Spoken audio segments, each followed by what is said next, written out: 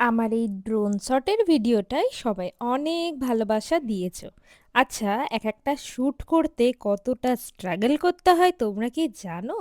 যারা আমার মতন শ্যুট করতে ভালোবাসো, ভিডিও ফটো তুলতে বা ব্লগ করো এই রকম গ্যাদারিং মুমেন্টসে, তারাই জানো যে কতটা স্ট্রাগল করতে হয়। আগে যখন শুরুতে যখন এরকম স্ট্রাগল হতো বা এরকম ডিস্টারবেন্স হতো, বারবার ভিডিও করতে গিয়ে মানুষজন সামনে চলে আসতো, যদিও তাদের দোষ নাই, কারণ তাদের রাস্তাতে আমি শ্যুট করছি, তখন কিন্তু একটু মাথা গরম হয়ে যেত, রেগে যেতাম। কিন্তু বরমশাই বোঝাতো যে যে কোনো কাজের পেছনে ধৈর্য ভীষণ দরকার, ধৈর্য ছাড়া কিন্তু তুমি কিচ্ছু করতে পারবে না। আর তাদের তো দোষ নেই, ওটা তো হাঁটারই রাস্তা।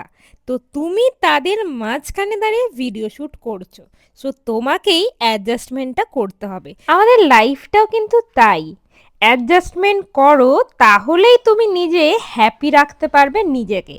আমিও এটাই পালন করি, যে কোনো সিচুয়েশনে গিয়ে যদি কোনো রকম প্রবলেম হয়, নিজেকে মানিয়ে গুছিয়ে সেখান থেকে সরে এসো, তাহলেই তুমি বিন্দাস লাইফ কাটাতে পারবে।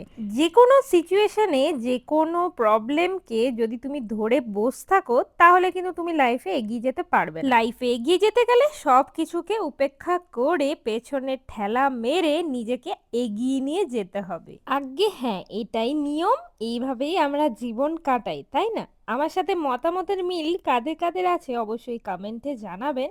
আর আমার কথাতে কোনো কিছু ভুল থাকলে অবশ্যই জানাবেন যে এই জায়গাটা তোমার ভুল হয়েছে, কারণ আমি ভুল থেকেই বারবার সঠিক জিনিসটা শিখতে পারি।